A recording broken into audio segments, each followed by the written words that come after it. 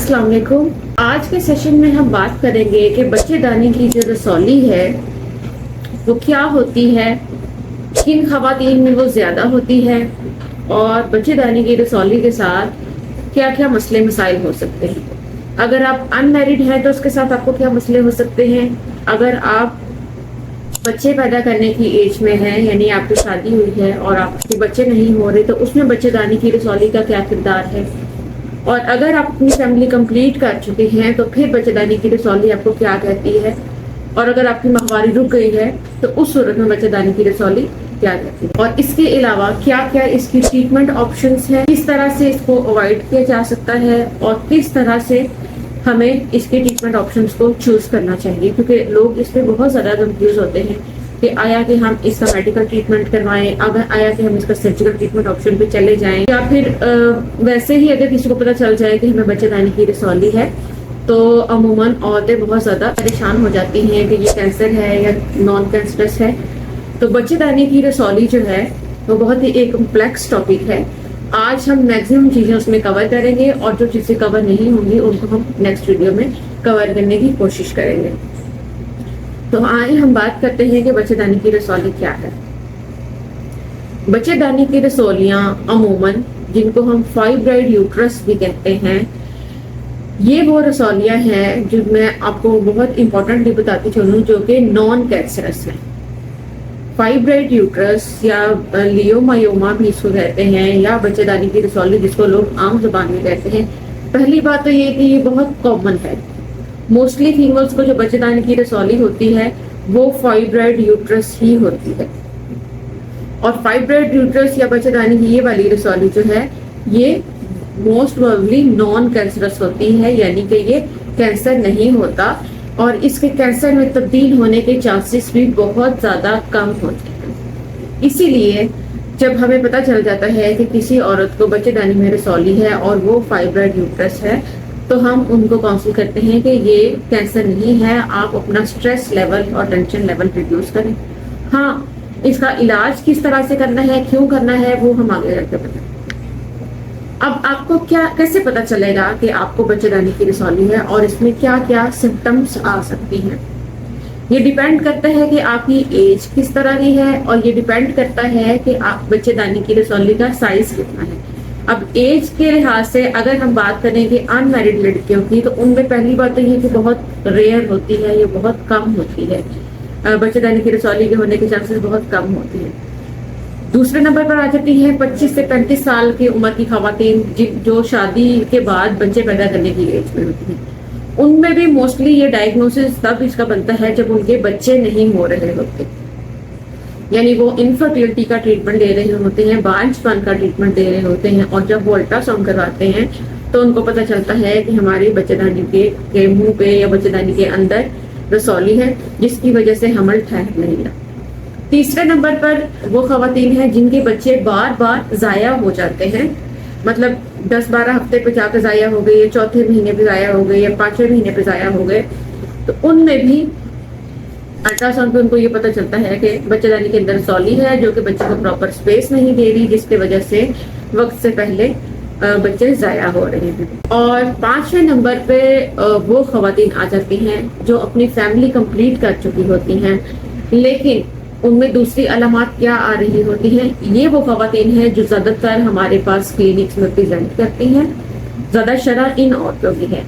और ये औरतों को क्या सिम्टम्स होते हैं कि या तो इनको हैवी ब्लीडिंग होती है, हैवी ब्लीडिंग इरेगुलर भी हो सकती है, मतलब बेतरतीब भी हो सकती है और तरतीब के साथ भी हो सकती है। पेशेंट्स ये कंप्लेन करते हैं कि हमें खून के लोथड़े आते हैं, हमें बहुत ज़्यादा ज़रूरत से ज़्यादा ब्लीडिंग होती है, हमारे कपड़े गंदे हो जाते हैं, हमारे बेड्स गंदे हो जाते हैं और हमें खून की निहायत कमी का हम शिकार हैं। ठीक है, उसमें 1 साल की हिस्ट्री भी हो सकती है, 2 साल की भी हो सकती है, ज़्यादा भी हो सकती है। और दूसरे, अगर बच्चेदानी की रसौली का साइज मजीद बढ़ गया है तो फिर वो पीछे की तरफ पखाने वाली जगह पे प्रेशर एक्सर्ट करती है। इसकी वजह से औरतों को कब्ज का मसला हो सकता है, कब्ज रह सकती है, जो कि दवाइयों से भी ठीक नहीं हो रही होती। तीसरे नंबर पर आ जाती है मसाने की अलामत। जब बच्चेदानी की रसौली, क्योंकि हमारी बच्चेदानी जो है वो मसाने और पकाने वाली जगह के दरमियान में पड़ी होती है, تو جب وہ پیچھے کی طرف پریشر کرتی ہے تو قبض کی علامات آتی ہیں، اور جب وہ آگے کی طرف پریشر ایگزرٹ کرتی ہے تو کیا ہوتا ہے کہ مثانے والی علامات آتی ہیں، یا تو بار بار مثانے کا انفیکشن ہو رہا ہوتا ہے، یا پھر عورتوں کی یہ کمپلین ہوتی ہے کہ ہمارا جو پیشاب ہے وہ ہمارے کنٹرول میں نہیں ہے، یا ہمیں پیشاب بہت زیادہ بار بار آ رہا ہے۔ تو یہ وہ چند علامات ہیں، اور سب سے زیادہ اگر اس سے بھی زیادہ بچے دانی کی رسوالی کا سائز بڑھ جاتا ہے تو پھر پیٹ کے نچلے حصے میں بھاری پن اور وزن یا درد محسوس ہوتی ہے، اور اس کے ساتھ ہی ملٹیپل ٹائمز عورتوں کو انفیکشنز بھی کامن ہو سکتے ہیں۔ اب یہ تو سب تھی علامات۔ اب اس کو ہم انویسٹیگیٹ کیسے کر سکتے ہیں؟ الٹرا ساؤنڈ پہ عموماً بڑی آسانی سے بچے دانی کی رسولی جو ہے وہ نظر آ جاتی ہے۔ اب اس کا سائز ڈفرینٹ ہو سکتا ہے اور اس کی جگہ بھی ڈفرینٹ ہو سکتی ہیں۔ کچھ رسولیاں مٹر کے سائز کی بھی ہو سکتی ہیں، کچھ رسولیاں بہت زیادہ بھی ہو سکتی ہیں، 5 10 بھی ہو سکتی ہیں۔ کچھ رسولیاں جو ہیں وہ اتنی بڑی بھی ہو سکتی ہیں کہ ابھی پچھلے دن ہم نے سرجری کی تو ہم نے 6 سے 7 رسولیاں نکالی، جو کہ اکٹھی اگر ان کا وزن کیا جائے تو وہ 6 کلو کی تھی۔ 6 کلو بہت زیادہ وزن ہوتا ہے۔ ایک بچے کا سائز 2.5 کلو ہوتا ہے، اور اس عورت کی رسولیاں 6 کلو کی تھی، جو کہ اس کے بالکل چھاتی تک آئی ہوئی تھی، اور اس پہ اس کا مثانہ اور پخانے والے مسئلے بہت زیادہ تھے۔ تو اس کا سائز ایک مٹر کے دانے سے لے کر بہت بڑا سائز بھی ہو سکتا ہے۔ اب آ جاتے ہیں اس کی جگہ۔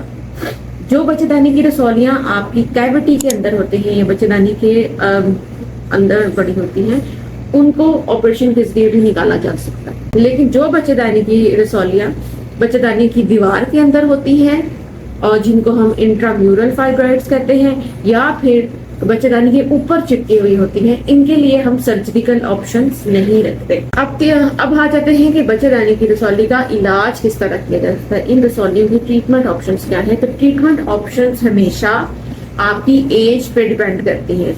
اگر آپ کی ایج شادی سے پہلے کی ہے تو کوشش کیا جاتا ہے کہ ان کو بالکل نہ چڑھا جائے۔ اگر یہ آپ کو کچھ نہیں کہہ رہی تو کوئی آپ کو نہ چڑھا جائے اس میں۔ اگر آپ کی ایج وہ ہے جس میں آپ بچے کو کنسیو کرنے کی کوشش کر رہی ہیں اور وہ بچے دانی کے منہ کے پاس ہے، تو وہ یا تو وہ بانجھ پن کروا رہی ہے یا اس سے بار بار مس کیریجز ہو رہے ہیں، تو پھر مایومیکٹمی کا ایک پروسیجر ہوتا ہے جس میں ہم بچے دانی کو کچھ نہیں کرتے، صرف رسولیوں کو نکال لیتے ہیں، اور وہ مایومیکٹمی جو ہے وہ پیٹ کو کھول کے بھی کی جا سکتی ہے، اور اگر وہ بچے دانی کے بالکل منہ کے پاس ہے تو وجائنا کے تھرو بھی کی جا سکتی ہے۔ تیسرے نمبر پہ آپشنز آ جاتی ہیں وہ خواتین آ جاتی ہیں جو کہ 45 سال کی عمر کے بعد کی ہوتی ہیں۔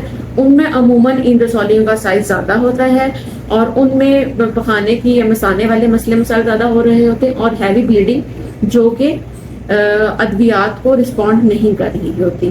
تو ان خواتین میں ایڈوائز یہ کیا جاتا ہے کہ اگر ان کی فیملی کمپلیٹ ہے اور اگر ان کو جو ہم ادویات دے رہے ہیں اس سے بالکل بھی فرق نہیں پڑ رہا، کیونکہ موسٹلی خواتین کو نہیں پڑتا، ادویات سے ان کو بالکل فرق نہیں پڑتا زیادہ تر خواتین کو، تو ان کو یہ آپشن دی جاتی ہے کہ وہ بچے دانی کا آپریشن کروا لیں، جس کو ہم TAH بھی کہتے ہیں۔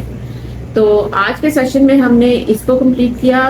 نیکسٹ ویڈیو میں ہم اگر آپ کی مزید کیوریز ہوں یا کوسچنس ہوں تو آپ کمنٹ باکس میں کمنٹ کر سکتے ہیں۔ بہت ہی یہ واسٹ ٹاپک ہے جس کو ایک ویڈیو میں کور کرنا اتنا آسان نہیں ہے۔